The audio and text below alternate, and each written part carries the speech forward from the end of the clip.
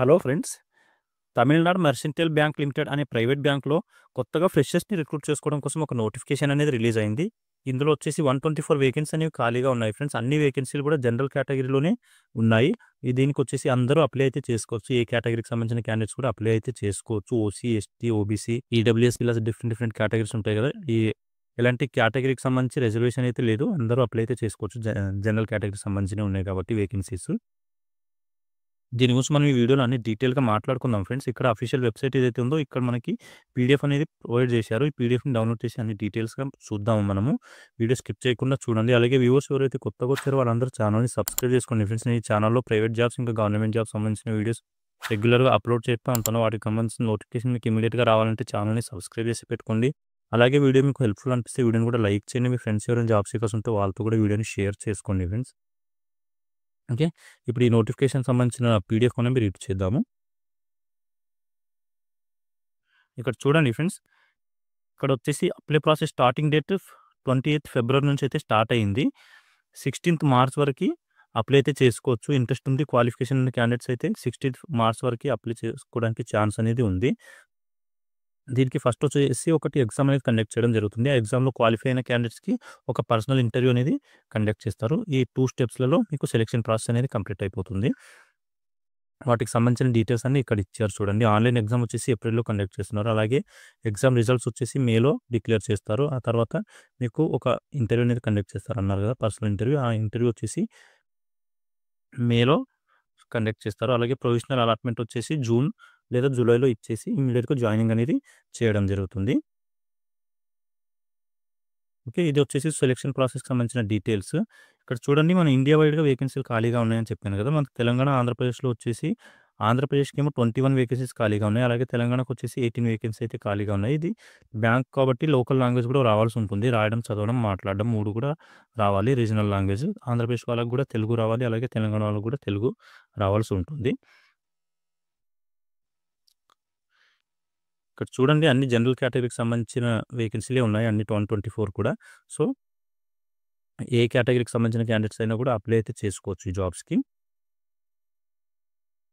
Okay. Eligibility criteria వచ్చేసి ఎవరైతే degree pass out అయిన క్యాండిడేట్స్ ఉన్నారో వాళ్ళనైతే రిక్రూట్ చేసుకుంటున్నారు ఫ్రెండ్స్. ఇక్కడ చూడండి under graduates in arts and science stream అని చెప్పి మెన్షన్ చేశారు కాబట్టి అందరూ అప్లై అయితే చేసుకోవచ్చు డిగ్రీ పాస్ ఔట్ అయిన క్యాండిడేట్స్. ఏజ్ లిమిట్ వచ్చేసి 30 ఇయర్స్ పాటు ఏజ్ లిమిట్ అనేది ఇచ్చారు. 30 కంటే బిలో ఉన్న క్యాండిడేట్స్ అప్లై చేసుకోవచ్చు. అలాగే ఎక్స్‌పీరియన్స్ వచ్చేసి ప్రిఫరబుల్ అని చెప్పి మెన్షన్ చేశారు కానీ ఎసెన్షియల్ అయితే కాదు.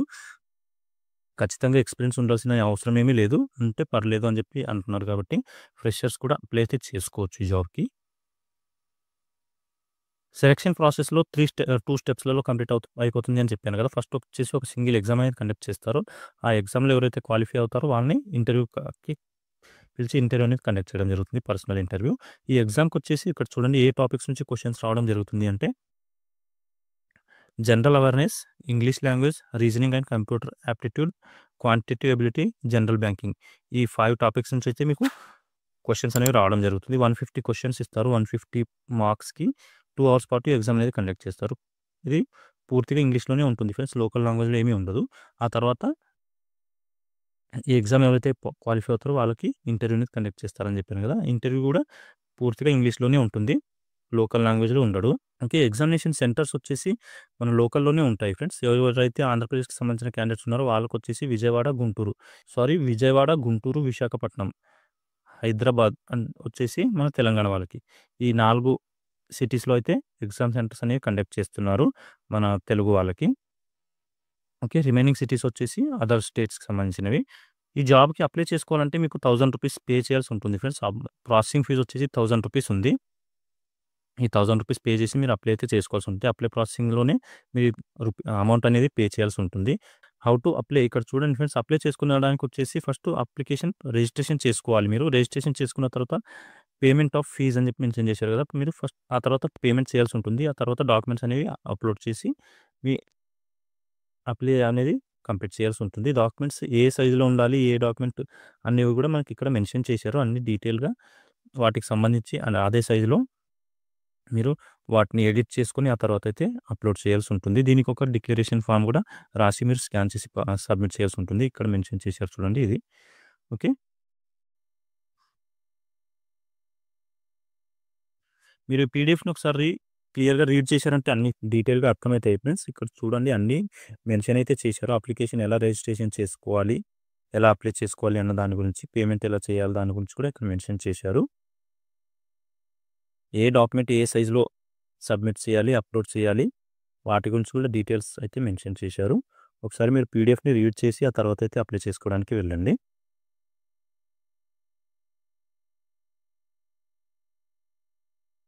ఓకే. మంచి అవకాశం ఉంది ఫ్రెండ్స్. లోకల్‌లోనే వర్క్ చేయాలి అనుకున్న క్యాండిడేట్స్‌కి.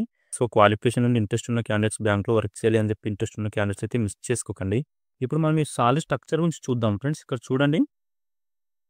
మనకి బేసిక్ వచ్చేసి 32,000 వరకు అయితే సాలరీ అనేది పే చేయడం జరుగుతుంది. బేసిక్ దాంట్లో వచ్చేసి అదర్ అలవెన్స్ 16,000 వరకి పే చేస్తున్నారు. అన్నీ కలిపి 48,000 వరకి మనకి సాలరీ అనేది పే చేస్తున్నారు. ఓకే. దీంట్లో వచ్చేసి ఇంకా ఇన్సెంటివ్స్ ఏమి యాడ్ అవుతాయంటే ఎన్‌పీఎస్ బ్యాంక్ కాంట్రిబ్యూషన్ వచ్చేసి 4,480 రూపీస్ వరకు అయితే అవి యాడ్ అవుతున్నాయి. అలాగే గ్రాట్యుటీ 1,300 వరకి యాడ్ అవుతున్నాయి. దాంతోపాటు ఇయర్లీ మెడికల్ ఎయిడ్ వచ్చేసి 235 రూపీస్ వరకు పే చేస్తున్నారు. దాంతోపాటు మెడికల్ ఇన్సూరెన్స్ 1,751 రూపీస్. దాంతోపాటు లైఫ్ కవర్ ఇన్సూరెన్స్ వచ్చేసి 260 రూపీస్ వరకు అయితే మనకి సాలరీలో యాడ్ అయిపోవడం జరుగుతుంది. దాన్ని కలిపితే 56,061 రూపీస్ వరకు మనకి సాలరీ అనేది పే చేస్తున్నారు.